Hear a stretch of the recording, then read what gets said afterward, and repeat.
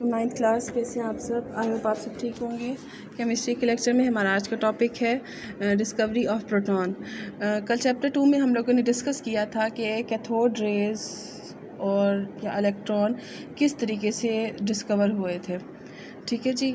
उसी प्रोसेस में जो प्रोसेस किया गया, परफॉर्म किया गया इलेक्ट्रॉन या कैथोड रेज की डिस्कवरी के लिए, वही प्रोसेस में नोटिस किया गया उनके अलावा कुछ रेज़ को, जिनको हम पॉजिटिव रेज़ या प्रोटॉन का नाम देते हैं। तो आज हम लोगों ने वो डिस्कस करना है। सबसे पहले ये ऑब्ज़र्व किया था गोल्डस्टेन ने 1886 में।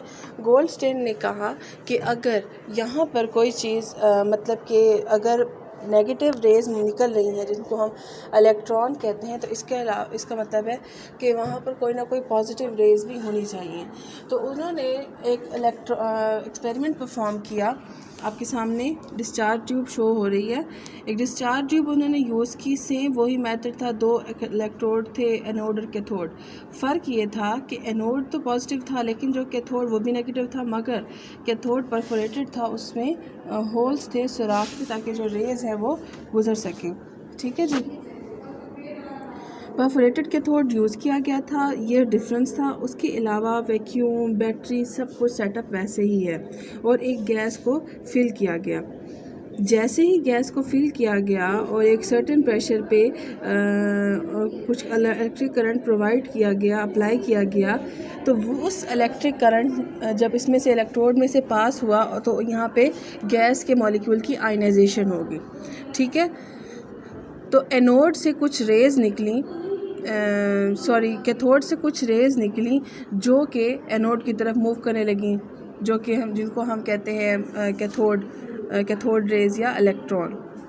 लेकिन उसी दौरान कुछ जो रेज़ थी, मॉलिक्यूल्स जो थे, जो रेज़ थी जो आ रही थी, उन्होंने वो कहीं ना कहीं मौजूद गैस के मॉलिक्यूल्स के साथ टकराए। फॉर एग्ज़ाम्पल, अगर इस साइड से नेगेटिव रेज़ निकल रही हैं, ठीक है, इस साइड से कोई नेगेटिव रेज़ निकल रही हैं, यहाँ पे इनके ऊपर नेगेटिव चार्ज है, अगर रास्ते में कोई मॉलिक्यूल आ जाता है गैस का, ठीक है, तो ये क्या करते हैं, ये उसके साथ आकर टकराती हैं, टकरा कर उसकी आयनाइजेशन करके उसमें से इलेक्ट्रॉन को रिमूव करवा देती हैं, और पीछे बच जाता है पॉजिटिव आयन।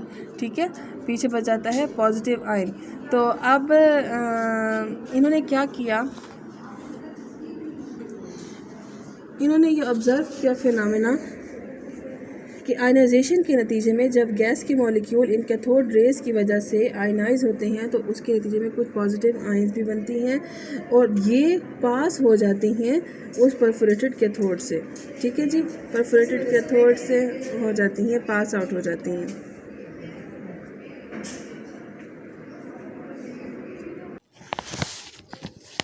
ये इस परफोरेटेड कैथोड से पास ऑन हो गई।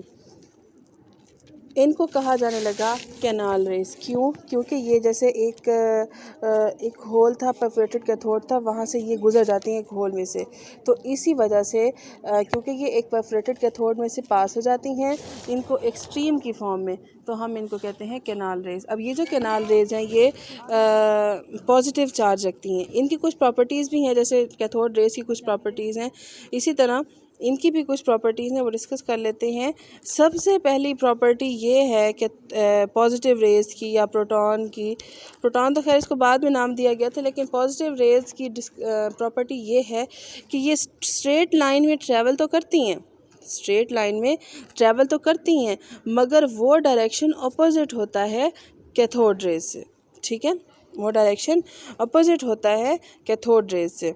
मतलब अगर कैथोड रेज़ यूँ मूव कर रही हैं एनोड से कैथोड से एनोड की तरफ, पॉजिटिव चार्ज वाली प्लेट की तरफ, तो जो पॉजिटिव रेज़ हैं वो नेगेटिवली चार्ज कैथोड में से गुजर रही हैं, पॉजिटिवली चार्ज एनोड से निकल रही हैं, और डायरेक्शन बिल्कुल अपोजिट है स्ट्रेट लाइन में। कैथोड रेज़ भी स्ट्रेट लाइन में मूव करती थी और ये पॉजिटिव रेज़ भी स्ट्रेट लाइन में मूव करती हैं, लेकिन इनका जो डायरेक्शन है वो अपोजिट है। ठीक है जी।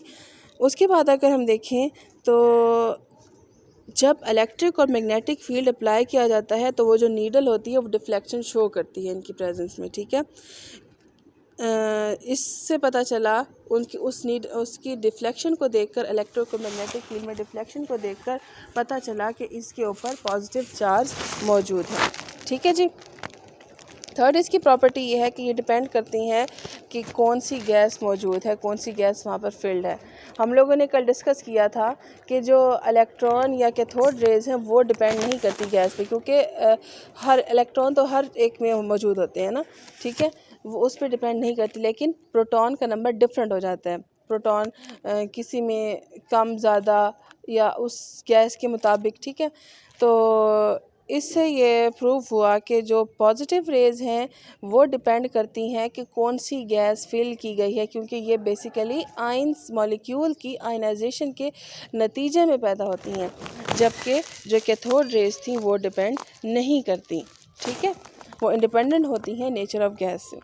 उसके बाद नेक्स्ट प्रॉपर्टी है इसकी कि कैथोड रेज़ जैसे अगर हम देखें तो वो कैथोड से इमिट हो रही होती थी।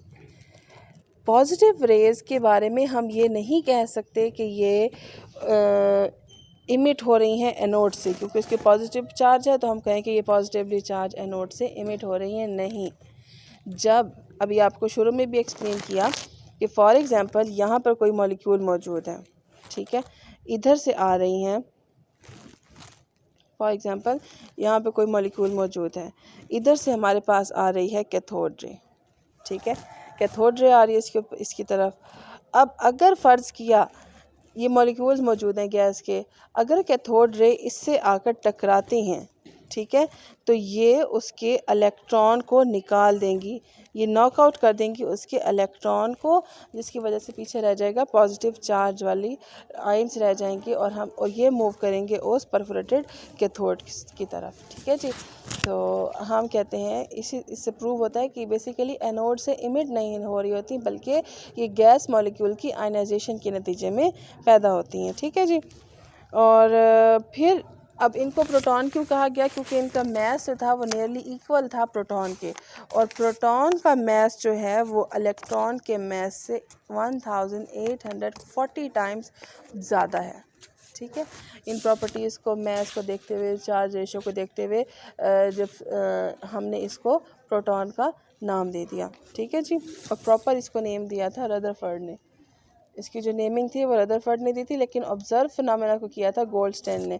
तो आपको थोड़ा सा कन्फ्यूजन हो सकती है, कोई आपसे पूछे कि प्रोटॉन को किसने डिस्कवर किया था, तो जो फिनोमेना था, प्रोसेस था, ऑब्ज़र्व किया था गोल्डस्टेन ने, लेकिन उसको प्रॉपर नेम दिया था रदरफर्ड ने। ठीक है जी। सो कोई प्रॉब्लम है तो पूछ सकते हैं बेटा।